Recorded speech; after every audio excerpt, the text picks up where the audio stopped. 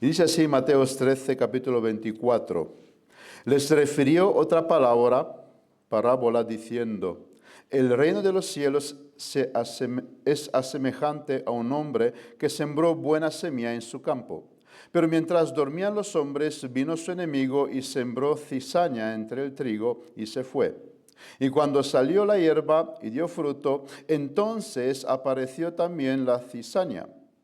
Vinieron entonces los siervos del padre de la familia y le dijeron, Señor, ¿no sembraste buena semilla en tu campo? ¿De dónde pues tiene cizaña? Él les dijo, un enemigo ha hecho esto. Y los siervos le dijeron, ¿quieres pues que vayamos y la arranquemos? Él les dijo, no.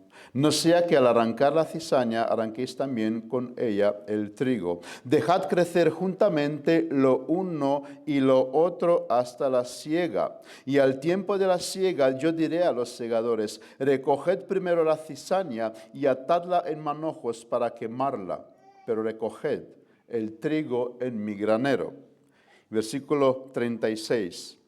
Entonces, despedida la gente, entró Jesús en la casa y acercándose a él sus discípulos le dijeron, explícanos la parábola de la cizaña del campo. Respondiendo él les dijo, el que siembra buena semilla es el Hijo del Hombre. El campo es el mundo. La buena semilla son los hijos del reino. Las cizañas son los hijos del malo. El enemigo que sembró es el diablo. La siega es el fin del siglo y los segadores son los ángeles.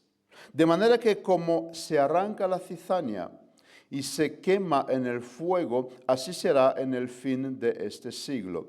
Enviará el Hijo del Hombre a sus ángeles y recogerán de su reino a todos los que sirven de tropiezo, a los que hacen iniquidad, y los echará en el horno de fuego.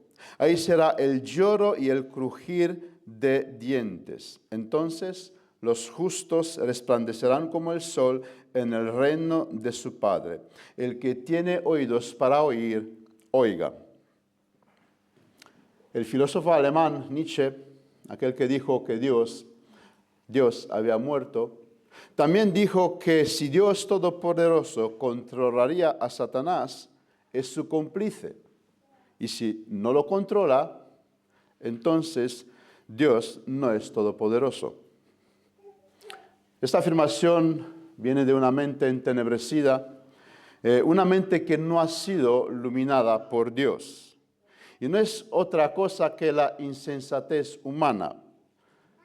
El que piensa que puede entender al Dios infinito, meterle en su pequeña mente, se está equivocando en gran manera. Y además, él está empezando con una premisa equivocada de que todo gira alrededor del hombre, y eso no es así. Todo lo que Dios hace, todo lo que Él crea, Él es el centro de todo eso, no es el hombre.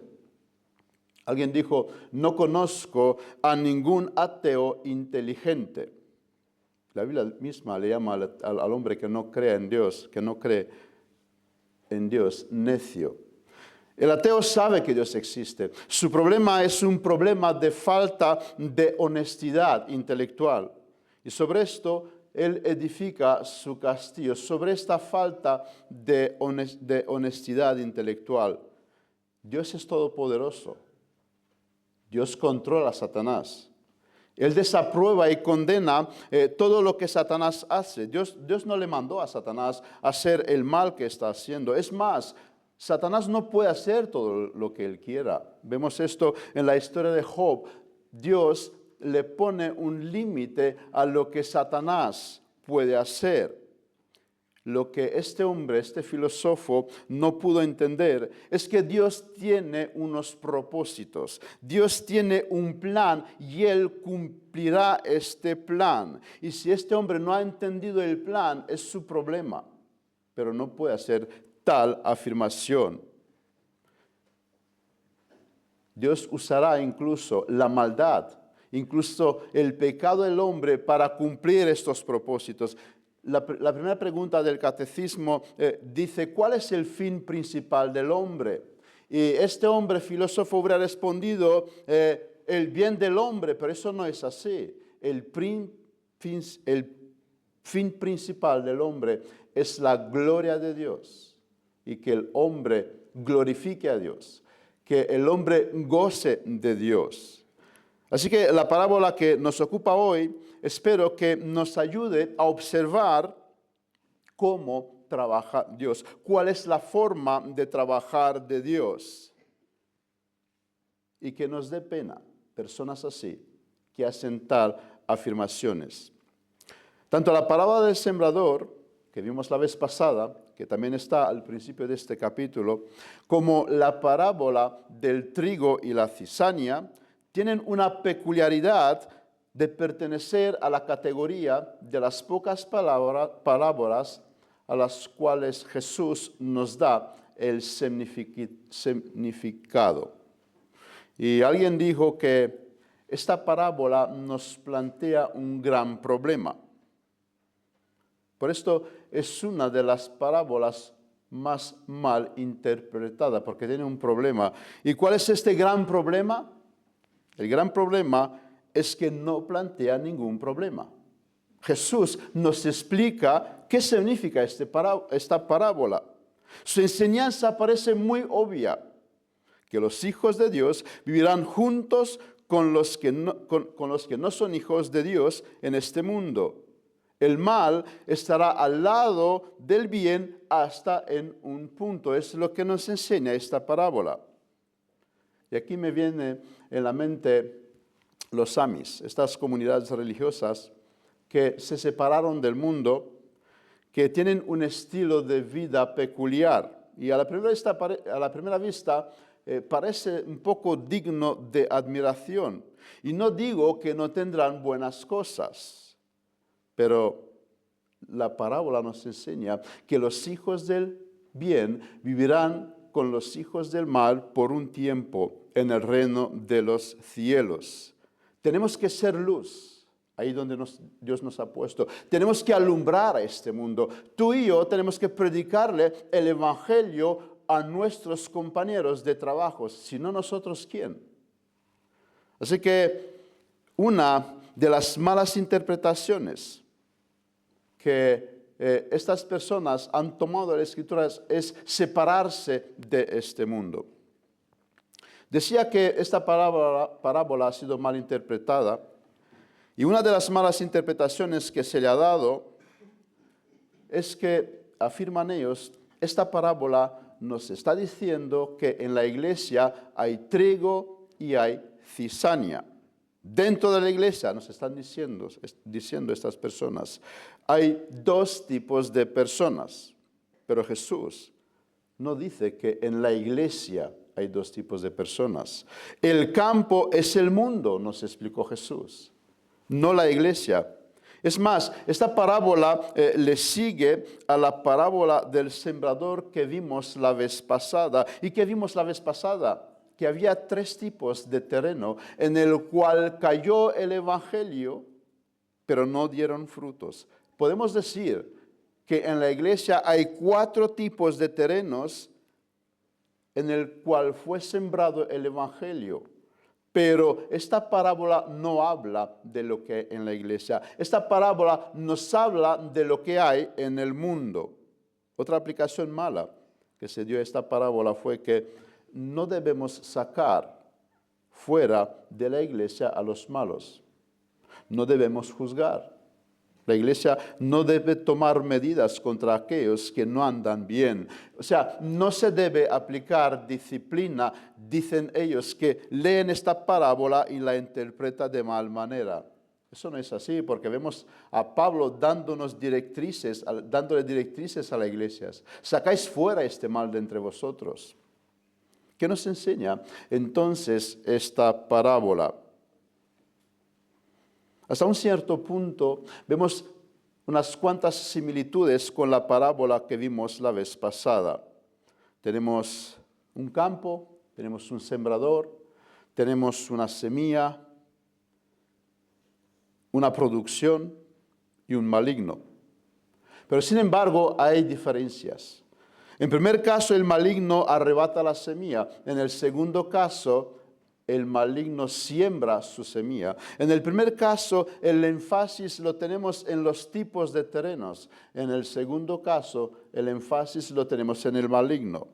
En el primer caso, Jesús nos está transmitiendo un misterio. En el segundo caso, se nos habla de otro misterio. Es decir, el mensaje de estas dos parábolas no es el mismo. Jesús no trata el mismo problema, no trata el mismo aspecto. Decíamos la vez pasada que las parábolas, por un lado, ocultan la verdad para algunos y revela la verdad para otros. Solo a los discípulos de Jesús se le explicó qué significa esta parábola. Versículo 10, 11 de Mateo 13. Entonces, acercándose a los discípulos, le dijeron, ¿por qué le hablas por parábolas? Él respondiendo les dijo, porque a vosotros os es dado saber los misterios del reino de los cielos, mas a ellos no les dado. Y Jesús les explica el significado de la parábola del sembrador. Jesús nos habla aquí de unos misterios que le es dado a conocer a sus discípulos. Un misterio es algo que permanece oculto, no es conocido, no puede ser explicado, pero Jesús nos revela este misterio. Él viene y nos explica este misterio. Jesús nos explica a través de esta palabra cosas que no podríamos haber entendido por nosotros mismos. Y esto le es dado solo a los discípulos de Cristo y a nadie más. Solo los cristianos llegan a entender, llegan a ver cuál es el propósito de esta vida. Que los filósofos buscan y buscan. ¿Por qué estamos aquí? ¿Qué hacemos? ¿Qué es la vida? Solo los cristianos. Mientras los sabios, según el mundo, se esfuerzan a entender qué es la vida, los discípulos de Cristo encuentran esta respuesta. Mientras otros buscan el dinero, la fama en este mundo, pensando que eso es la meta de la vida, los cristianos, los discípulos de Cristo, han encontrado este tesoro de gran valor, que es Cristo, que es la vida eterna, que es el perdón de los pecados. Así que hoy vamos a detenernos sobre tres aspectos. Veremos a continuación tres puntos. En primer lugar, me detendré a hablar sobre un misterio que Jesús nos revela en esta parábola. En segundo lugar, veamos una obra maligna para terminar viendo un propósito. Un misterio, una obra maligna, un propósito. Vamos a ver entonces, en primer lugar, un misterio. La Biblia es la historia de redención que Dios lleva a cabo y que tiene el final cuando Cristo viene por los suyos para llevarlos en gloria. Si somos cristianos, si estamos dentro de este reino de Cristo que Él estableció, seremos llevados en gloria con Él. Pero Jesús nos dice que el final todavía no ha sido celebrado. Hemos entrado a ser parte de este reino de Cristo.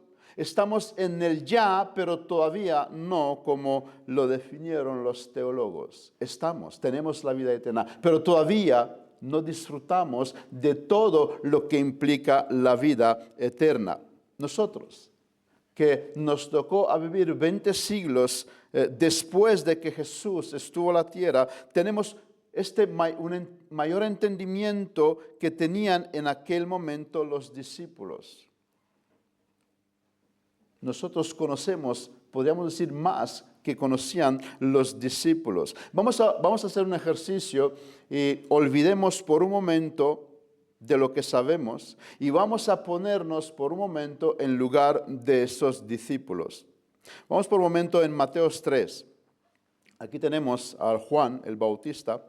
el que predicó el arrepentimiento y anunciaba la venida del Mesías. Mateo 3, versículo 1, leemos, en aquellos días vino Juan el Bautista predicando en el desierto de Judea, diciendo, arrepentíos porque el reino de los cielos se ha acercado. Este fue el mensaje del profeta Juan el Bautista. El reino de los cielos se ha acercado. Y también sigue diciendo en versículo 10, y ya también el hacha está puesta a la raíz de los árboles. Por tanto, todo árbol que no da buen fruto es cortado y echado en el fuego. Yo a la verdad os bautizo en agua para arrepentimiento, pero el que viene tras mí, cuya calzado yo no soy digno de llevar, es más poderoso que yo. Os bautizará en el Espíritu Santo y fuego. Su aventador está en su mano y limpiará su era y recogerá su trigo en el granero y quemará la paja en el fuego que nunca se apagará. ¿Qué vemos aquí? Parece que Juan el Bautista nos da la misma parábola que hoy estudiamos. Juan el Bautista está anunciando la venida de Mesías. Y nos anuncia que Mesías, cuando él va a venir en su reino, dice, todo árbol que no da buen fruto será cortado y echado al fuego. Él recogerá el trigo y quemará la paja. Una imagen parecida que tenemos en nuestra parábola. Juan 1:29, el siguiente día vio Juan a Jesús que venía a él y dijo, he aquí el Cordero de Dios que quita el pecado del mundo. Y versículo 33, yo no le conocía, pero el que me envió a bautizar con agua, aquel me dijo, sobre quien vea descender el Espíritu y que permanece sobre él, ese es el que bautizará con Espíritu Santo. Y yo le vi y he dado testimonio de que este es el Hijo de Dios. Es decir, Juan está anunciando el reino de Dios ha llegado. Ese es el Mesías. Ese es el Cordero de Dios que quita el pecado del mundo. Un versículo más. En el capítulo anterior de Mateo, versículo 12, 28, pero si yo, por el Espíritu de Dios, echo fuera a los demonios, ciertamente ha llegado a vosotros el reino de Dios. También Jesús confirma el mensaje de Juan el Bautista. Ha llegado a vosotros el reino de Dios. Ahora, Juan el Bautista profetizó sobre Jesús. Él es el Mesías. Él limpia, Él quema la paja. Pero Juan no ve que esto ocurra. Juan ve que los malos no son exterminados como Él había anunciado. Y estando en la cárcel, Él, preso por Herodes, de momento, de repente, como le surge una duda respecto a si Jesús es el Cristo que había de venir.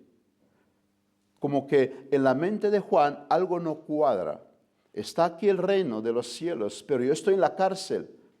¿Alguien me puede explicar esto? Jesús manda a sus discípulos a preguntarle, ¿eres tú el Mesías? Porque yo he profetizado que cuando viene el reino de los cielos es lo que va a hacer, va a cortar, va a limpiar. Mateo 11:2. Y al oír Juan en la cárcel los hechos de Cristo, le envió 2 de sus discípulos para preguntarle, ¿eres tú aquel que había de venir o esperamos a otro? Juan tiene muchas dudas. Si el reino de Dios ha llegado y ha llegado, él no podría estar preso. Si no ha llegado, entonces Jesús no es el Mesías, porque cuando Él venga, su reino será instalado. Además, Juan era israelita.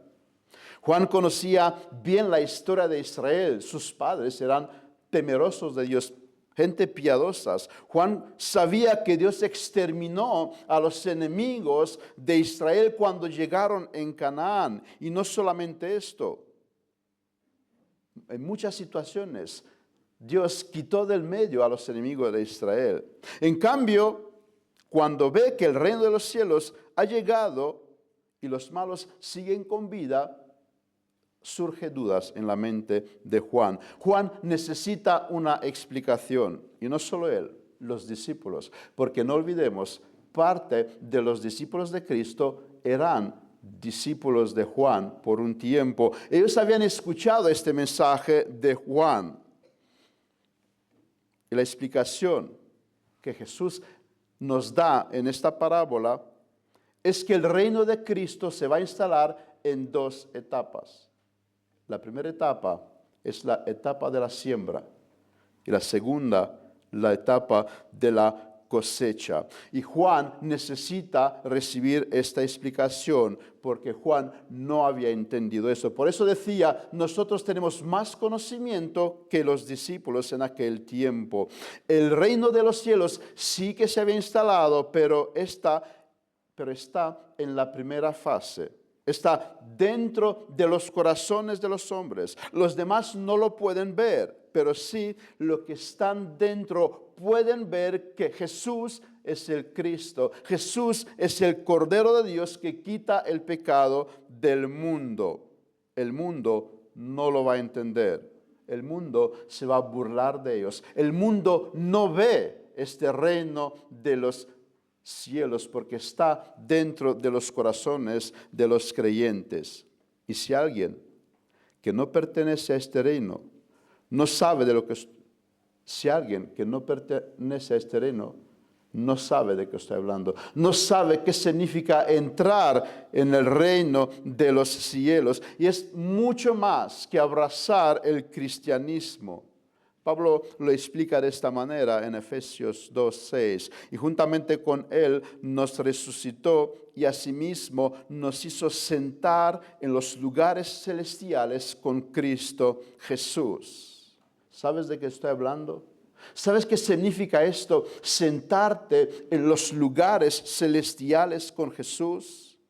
¿Puedes ver en ti esta resurrección de entre los muertos? Como expresa aquí Pablo, notas que tú no perteneces al mundo, que tu ciudadanía está más allá. Juan hubo parte de experiencias extraordinarias. La Biblia le llama el más grande nacido de mujer. Y con todo eso tienen sus momentos de dudas. Los grandes también tienen sus debilidades. Y en la situación de Juan, tenemos que reconocer que hemos pasado todos. Es decir, no habíamos entendido a Dios. Y nos entró dudas, porque no podíamos ver lo que Dios está haciendo. Se nos levantó preguntas, se nos levantó sospechas. Sería bien en estas situaciones ir al Señor con humildad y decirle, Señor, aquí no te entiendo. Pero no pasa nada, esperaré con paciencia. Sé que esto es así, sé que me toparé con situaciones que no las entiendo, pero ¿sabes qué? Lo aceptaré con humildad. No voy a negar todo lo que tú me has dado hasta ahora. No entendemos muchas cosas que pasan a nuestro alrededor. Podemos ver la vida de Pablo, el culto anterior. Puede que Pablo no había entendido al principio muchas cosas. ¿Cómo que yo, el apóstol, tengo que ser encarcelado? Pero vemos los frutos de todas estas situaciones más adelante. En segundo lugar, una obra maligna. Esta parábola nos da una respuesta del por qué hay mal en el mundo. Dios tiene un enemigo. Dios tiene un enemigo. Ahora, este no es un enemigo que le puede dar jaque a Dios. Él es una criatura. Satanás es una criatura. Dios puede hacer lo que le plazca con él cuando él quiere. Este enemigo nunca tomará por sorpresa a Dios. No es como nuestros enemigos que puede que puedan con nosotros. Su creación, su permiso para caer en el estado que está, su permiso para obrar todo lo que obró, hace parte del plan de Dios. Porque Dios tiene un propósito en todo lo que Él hace. Y esto, como decía al principio, no es el bien del hombre. Y esto los ateos no van a entender. Escribe Pablo en Romanos 9:22. ¿Y qué si Dios, queriendo mostrar su ira y hacer notorio su poder, soportó con mucha paciencia los vasos de ira preparados para destrucción? Es un mensaje muy fuerte. O sea, hay vasos de iras que Dios soportó, que fueron preparados para destrucción. Y no voy a entrar en explicarlo, solamente cito este versículo. Jesús advierte que en la primera etapa del reino, al maligno le es permitido actuar. Y él tiene un plan, y ese plan es estorbar la obra de Dios, lo que también hizo en Edén, cuando vino a estorbar lo que Dios había creado. Dice Apocalipsis 12, versículo 12, «Ay de los moradores de la tierra y del mar, porque el diablo ha descendido a vosotros con gran ira, sabiendo que tiene poco tiempo». Satanás sabe que no puede con Dios, eso lo tiene muy claro. Y entonces, como no puede con Dios, va contra sus hijos. Y también sabe una cosa, Satanás es un buen teólogo, sabe que no le podrá arrebatar la salvación. Pero lo que busca es dañar a los hijos de Dios. Lo que él hace es que sean menos fructuosos, que frenan su crecimiento espiritual. ¿Y cuál es este plan? ¿Cuál es este plan de Satanás? Él no puede tener el trabajo del hombre de la familia. Él no puede impedir el desarrollo de la buena semilla que el padre de familia plantó. Él no puede arrancar el trigo cuando éste ha salido, porque Dios le puso unos límites. Lo que sí puede hacer es entorpecer.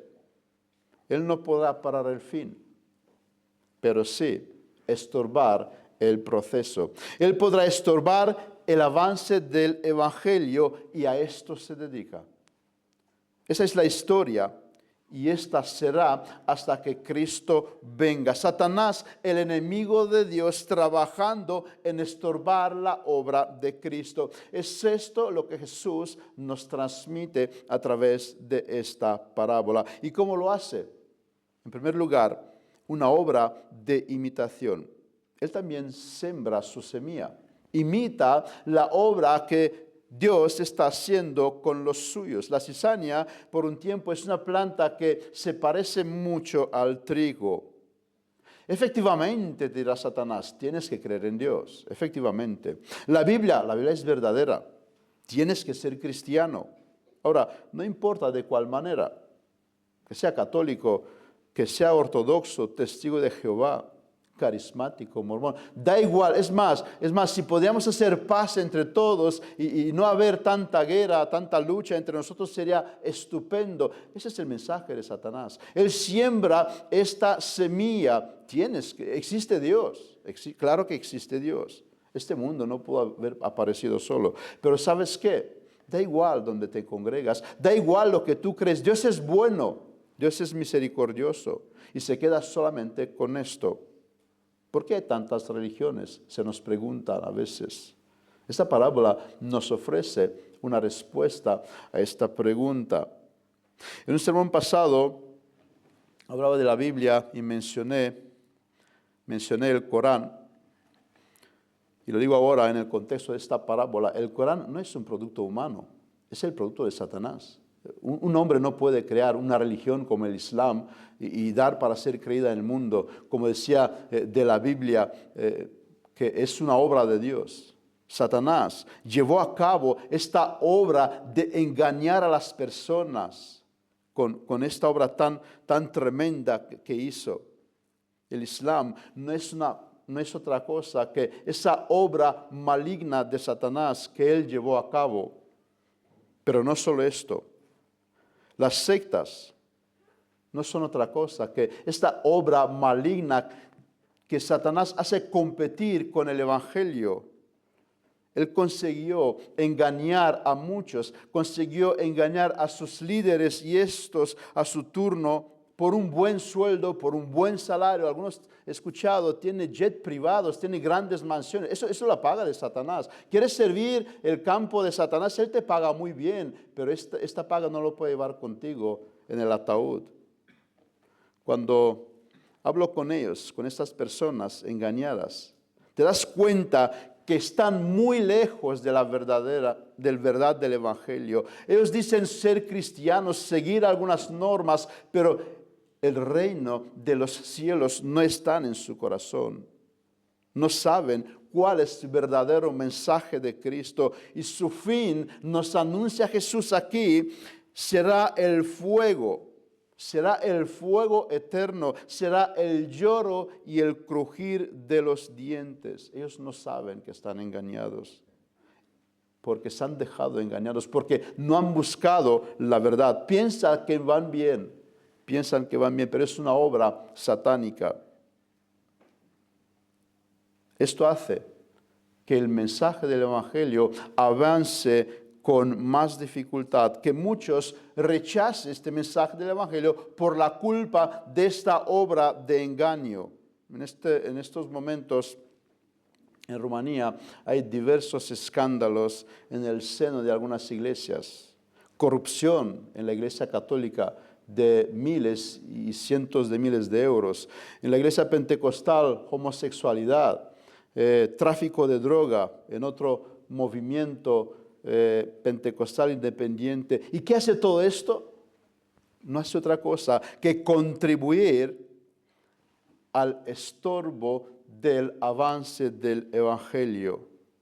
Por eso la gente no quiere saber de Dios, porque si los cristianos hacen esto, no quiero escuchar de Dios, dicen ellos. Pero no es otra cosa que una obra maligna, no es una cosa que una cizaña que Satanás sembró para entorpecer el avance del Evangelio.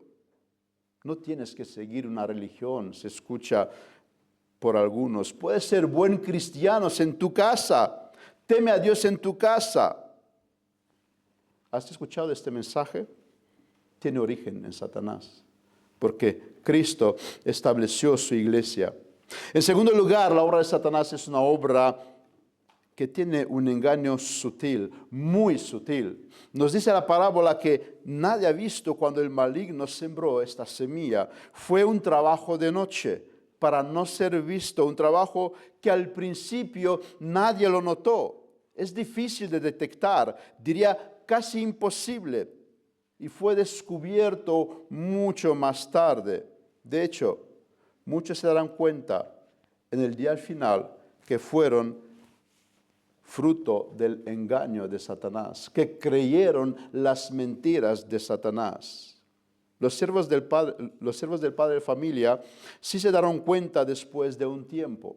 Observaron que algo no va bien en el campo de Dios. Y esto también pasa hoy en día, donde hay buenos hombres de Dios que se dan cuenta de esta obra maligna y la denuncia. Bien haremos escuchar a aquellos que pueden observar este engaño sutil que Satanás está llevando a cabo. Y hermano, hermana, una de estas personas es nuestro pastor. Bien haremos escuchar las denuncias que él está haciendo. Él puede observar estas engañosas obras de Satanás. Y no solamente él, hay muchas personas, muchos buenos hombres hoy en día que observan la malicia con el cual trabaja Satanás. Pero como dijo Cristo, no se va a hacer nada hasta la siega. No se puede parar esta obra. Podemos ser advertidos, podemos nosotros tener cuidado de no ir por allá, pero no podrá ser detenida esta obra. La mayoría no se dan cuenta que son víctimas de esta obra engañosa de Satanás hasta el día al final. Y va a ser terrible para ellos. ¿Por qué? Porque no escucharon las advertencias del Señor, no leyeron las parábolas del Señor, no leyeron la Escritura, no estuvieron en un lugar donde se predica el verdadero Evangelio. Escogieron vivir en lugares donde se divierten, donde él pasa el culto entretenido sin entrar mucho en el Evangelio. Jesús nos revela aquí la estrategia del trabajo de Satanás, sutil, de noche, a escondido, cuando los hombres duermen. Su trabajo no se ve de momento, su resultado se verá más adelante. Y esta es una estrategia que él usa para destrozar iglesias. Infiltran en ellas gentes suyas, como decía Spurgeon, payasos que entretienen las cabras en vez de alimentar ovejas. Iglesias que empezaron bien, pero estas iglesias no escucharon la advertencia de Pedro: sed sobrios y velad, porque vuestro adversario, el diablo, como león rugiente, anda alrededor buscando a quien devorar. Hoy vemos muchas iglesias que han caído en el legalismo por un extremo o en el libertinaje por el otro extremo. Y cuando habla con personas de esas iglesias, ellos te citan algunos versículos, pero esto no quiere decir nada. Satanás tentó a nuestro Señor con la Escritura, citándole la Escritura. Esto no dice nada. Es mi deber y es tu deber velar para que no permitamos que Satanás haga esta obra entre nosotros. Hermanos, oremos ferviente, no confiemos en nuestras fuerzas. No podemos con Satanás. Es un ser que tiene mucho poder. Necesitamos la guía de Dios en esta batalla. Por otro lado, hay aquí una verdad que nos choca, y es que no podemos hacer nada para cambiar la situación, para parar la obra del enemigo. El engaño permanecerá en el mundo hasta que Cristo venga. No podemos cambiar la situación y debemos admitir y aceptar esta situación. Así que no gastemos energía en cambiar la situación. No fuimos llamados a esto. Cristo no nos mandó a arrancar cizaña por el mundo. No nos pongamos en el lugar del juez. El reino de Dios no avanza con la fuerza de la espada. Esta parábola desaprueba cualquier acción de ir con fuerza contra aquellos que no están en el reino de los cielos. Lo que implica que este método que otros usaron no es validado por Dios. Lo que hicieron los inquisidores no es validado por Dios. Aunque supongamos que tenía el Evangelio, esta parábola prohíbe este método. Pero todavía no había entendido esto. Pedro no había entendido esto cuando Cristo fue detenido. ¿Y qué hizo? Sacó la espada y le cortó la oreja a uno de aquellos que vinieron con Cristo. Y Cristo dijo: guarda la espada. El reino de Dios no avanza de esta manera. No estamos llamados a perseguir y a dar muerte a los enemigos de Dios. Esto no quiere decir que no debemos señalar y que no debemos denunciar el engaño. Alguien decía: no puede impedirle a las aves volar sobre mi cabeza, sí puedo impedir que hagan nido en mi pelo. En tercer lugar, esta obra es una obra cruel. Es una obra cruel que Satanás está llevando a cabo. Satanás ha leído esta parábola antes que nosotros.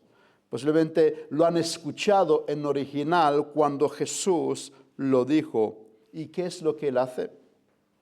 ¿Crees que piensan en las almas que llevan a la destrucción?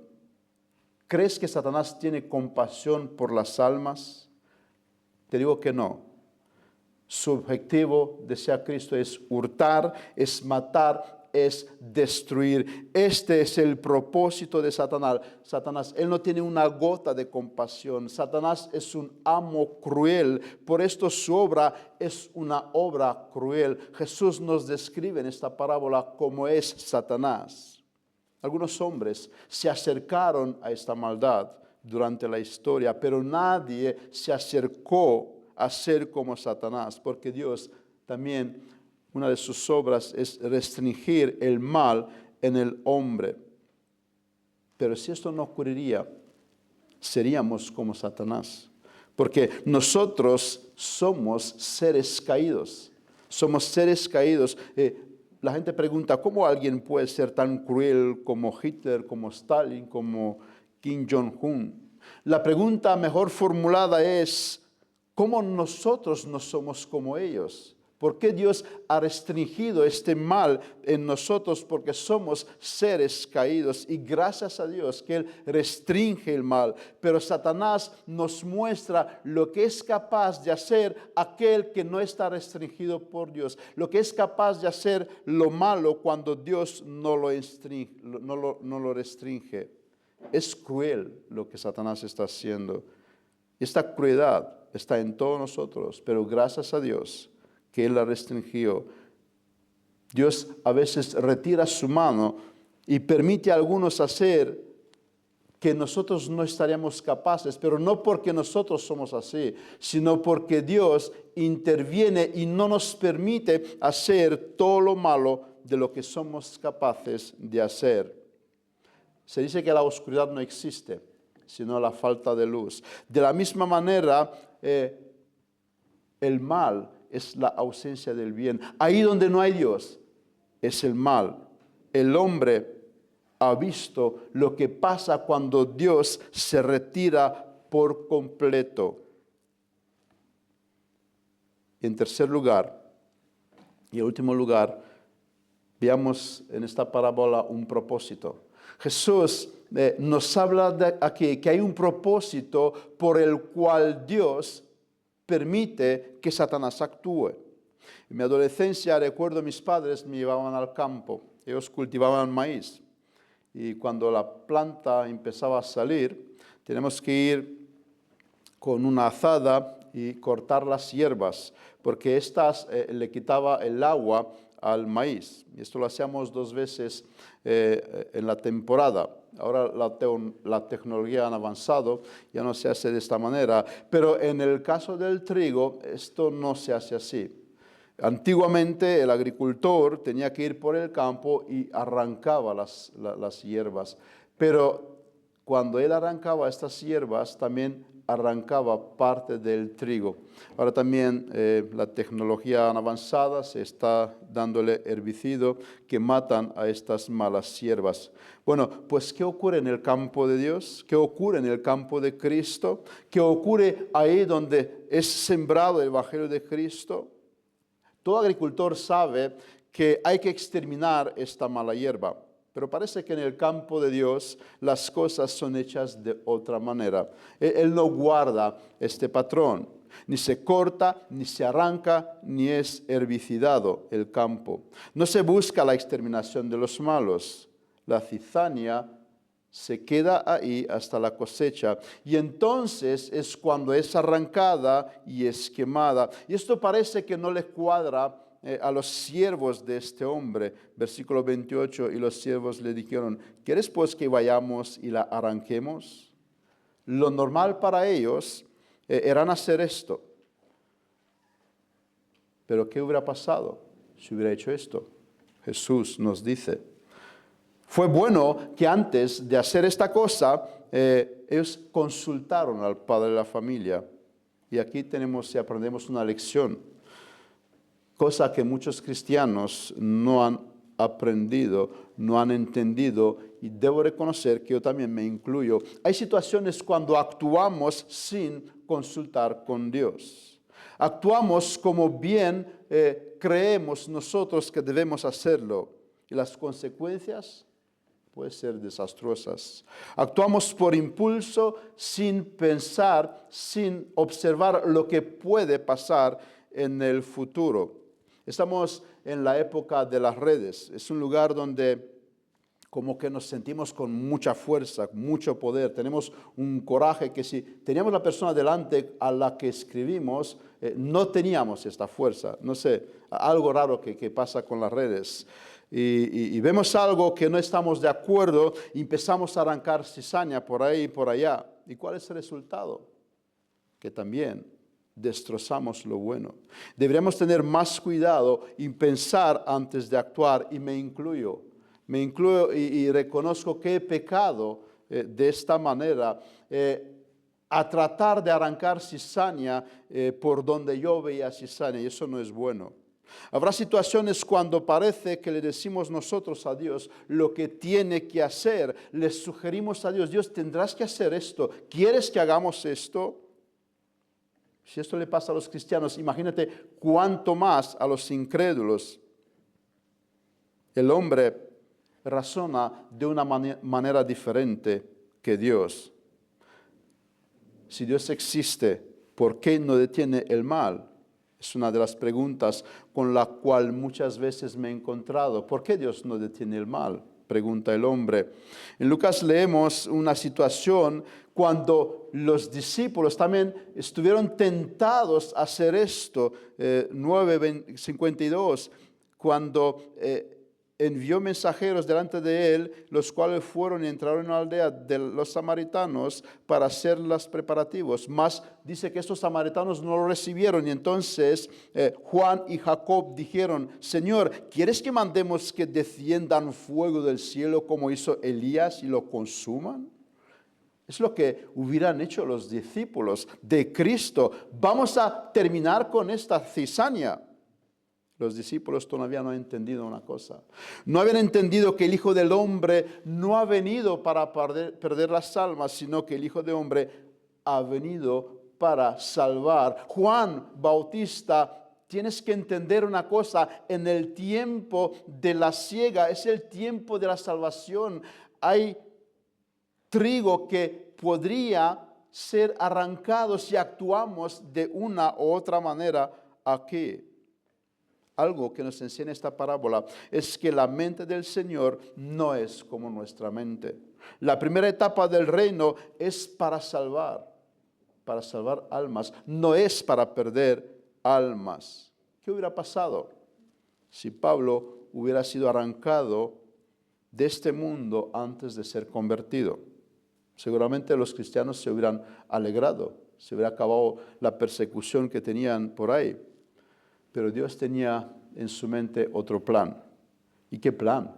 ¿Qué plan? ¿Cuántos fueron convertidos por la predicación de Pablo? ¿Y cuánto nos beneficiamos nosotros hoy en día por el evangelio que Pablo nos predicó a través de las Escrituras?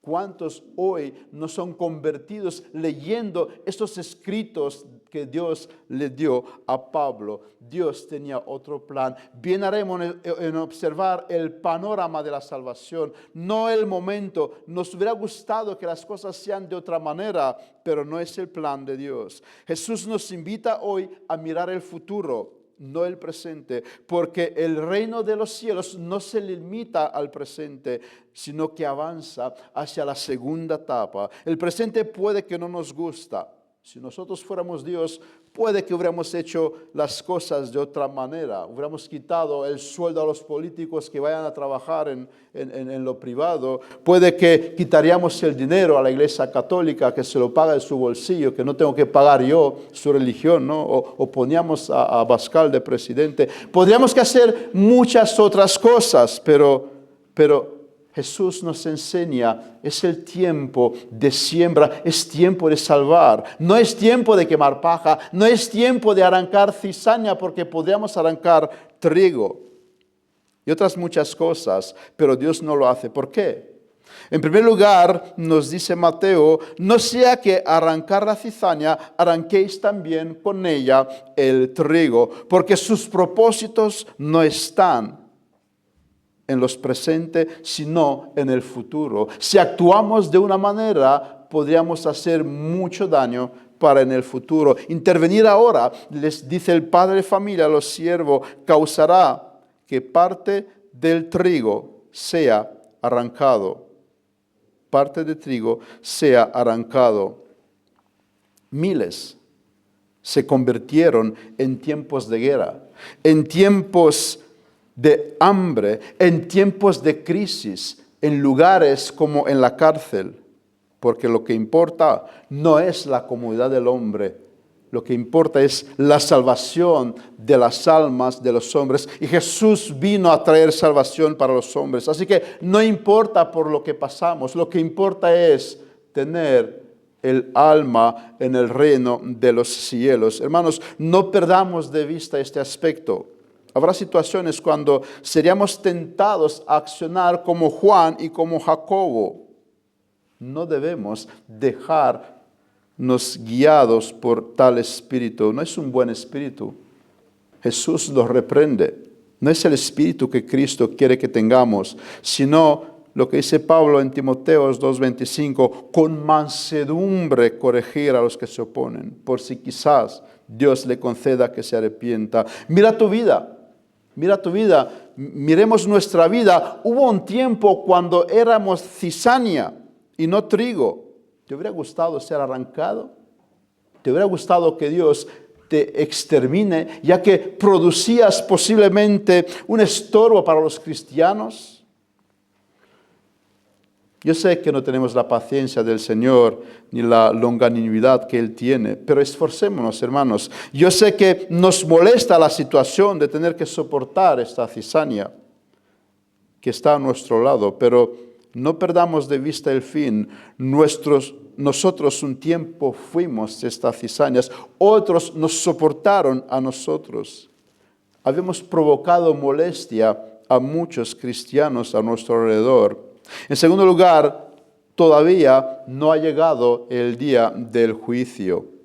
Cristo anuncia en esta parábola que habrá un día de la cosecha, cuando la cizaña será recogida y quemada. Nuestro Dios es un Dios de justicia. Claro que va a ser justicia. Claro que Dios va a detener el mal, lo que tanto desean los ateos. Pero lo que nuestros amigos no entienden es que Dios es paciente. Dios es paciente, más que cualquier ser humano. Y que también Él decide cuándo va a ser esta justicia, porque por eso es Dios, para que haga las cosas como Él quiere, no como el hombre le demanda. Es entonces cuando los malos recibirán su merecida paga. Es entonces cuando el infierno eterno será desatado para todos aquellos que no recibieron a Cristo, que no recibieron el Evangelio. Pero hasta entonces todavía hay tiempo para ellos de refugiarse en Cristo y que Cristo sea el que recibe el pago por sus iniquidades. En conclusión, Jesús nos prepara a través de esta parábola para la vida. Nos advierte sobre el hecho de que en el mundo tendréis aflicciones, pero confiad, yo he vencido el mundo. A pesar de ver tantas obras a nuestro alrededor, no olvidemos una cosa: Jesús ha vencido. Jesús reina, no reinará, Jesús reina ahora. Él está sentado ahora en el trono y esto nos debe dar confianza, hermanos. A Satanás le queda poco. A pesar de que a nuestro alrededor hay mucha maldad, no debemos poner nuestra mirada en ella. Acerquémonos, pues, confiadamente al trono de la gracia para alcanzar misericordia y hallar gracia para el oportuno socorro. Yo sé que nos afecta la presencia de la cizaña. Tanto falso evangelio, ¿no? Tanta ideología sectaria, tanto ateísmo, tanto islam, tanto pecado a nuestro alrededor. Parece que no va a parar y no sé dónde va a parar. Yo sé que a veces nos entra una gana de exterminar todo esto. Y dice el salmista: ¿quién habitará en tu tabernáculo? Pregunta. Aquel cuyos ojos el vil es menospreciado. Claro que nos enfada, claro que no queremos tanta maldad. Pero debemos enfocarnos en el hecho de que el bien también está presente. Dios hoy sigue sembrando trigo. No gastemos nuestra energía en tratar de arrancar esta cizaña, sino en sembrar trigo. Creo que Calvino no había estudiado bien a fondo esta parábola. Me refiero a la historia de Servetos. Y esto lo digo para que no seamos acusados que Calvino es nuestro ídolo. No estamos de acuerdo con lo que hizo con la historia de Servetos. Pero de nuevo observemos el ejemplo de Pablo. Él no gastó su energía en lucha contra César, contra los romanos, ni siquiera contra el judaísmo. Su oración no era para que ellos sean exterminados.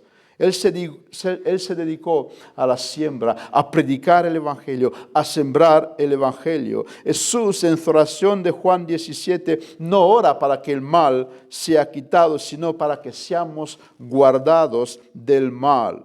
No ruego que los quites del mundo, sino que los guardes del mal. El mal seguirá con nosotros, pero Jesús oró para que nosotros seamos guardados.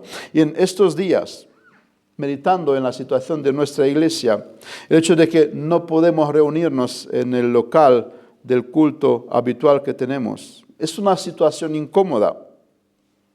Pero mire la situación a través de esta parábola. El enemigo tiene una obra que hacer y lo va a hacer. Dios le permite hacer eso. Dios podrá intervenir, claro que podrá intervenir. Pero la parábola nos enseña que Él trabaja de otra manera. Así que descansemos en Dios. Además, esto no se compara con lo que han vivido nuestros antepasados en la fe.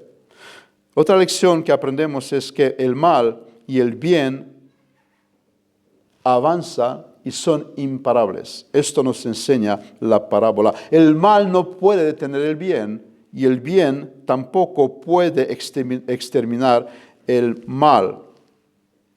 Pero vendrá el día cuando Cristo detendrá por fin este mal. Entonces el mal será parado, no antes. Jesús nos está diciendo, no antes, no tratéis de parar el mal porque no vas a poder hacerlo. Yo voy a parar el mal cuando yo vengo. Y en último lugar, esta parábola nos hace pensar en el gran privilegio que Dios nos ha dado. Somos trigo y no cizaña. Cuando medito en esto, cuando meditas en esto, no te queda otra cosa que darle la gloria, la honra y gozarte del gran privilegio que Dios te ha dado. Dios me ha dado más que suficiente. Me hizo trigo. ¿Te das cuenta lo que implica esto? Y mirad lo que Dios hará con aquellos que no son trigo. Los últimos versículos 40 y 42. De manera que como se arranca la cizaña y se quema en el fuego, así será en el fin de este siglo. Enviará el Hijo del Hombre a sus ángeles y recogerán de su reino a todos los que sirven de tropiezo y a los que hacen iniquidad. Y los echará en el horno de fuego. Ahí será el lloro y el crujir del diente. Esto pasará si tú no eres trigo. Dale gracias a Dios si tú eres parte de este reino de Cristo. Tú eres grande. Tú eres muy grande. ¿A qué me refiero? Mateos 11:11. De cierto digo, entre los que nacen de mujer no se ha levantado otro mayor que Juan el Bautista, pero el más pequeño en el reino de los cielos mayor que él es. Jesús nos está declarando en esta mañana, somos grandes. ¿Por qué? Por lo que Dios ha hecho por nosotros. Si somos trigo, tenemos un gran privilegio y podamos gozar de este gran privilegio desde ahora. Esto debe infundirnos ánimo. Oh, que Dios nos haga más consciente de este gran privilegio que hemos recibido, de poder haber entendido estos misterios, de poder haber observado cómo Dios obra en el mundo y que nosotros somos partícipes de la obra de Dios para ser salvos, que no estamos ahora en alguna secta, en algún engaño por ahí o por allá, sino que una iglesia en orden podemos adorar a nuestro Dios. El mundo parece que se ruina a nuestro alrededor. No nos debe afectar mucho, sino decir, Maranata, nuestro Señor viene. Y termino con las palabras de Jesús que dice, ciertamente vengo en breve. Amén. Sí, ven Señor Jesús. Vamos a terminar en oración. Amado Padre, te damos muchísimas gracias porque en este día tú nos has animado. Nos has dicho que a pesar de que vemos en nuestro alrededor tanta maldad, tantos problemas, tanto odio contra ti y contra el Evangelio, podemos ser animados sabiendo que esto tendrá un fin y que pronto seremos para siempre contigo, descansando de este trabajo, de esta vida que hemos tenido aquí en la tierra. Pero por otro lado, Señor, gracias porque tampoco sufrimos como nuestros antepasados en la fe. Tenemos libertad para escuchar tu evangelio. Tenemos libertad para reunirnos en una iglesia en paz. Y gracias por todo esto. Gracias porque hoy nos consolas. Gracias porque hoy nos has hablado. Gracias porque hoy tu palabra ha sido predicada de nuevo en este lugar. Ayúdanos, así como decía nuestro Señor Jesucristo, el que tiene oídos para oír, oiga. En el nombre de Jesús oramos. Amén.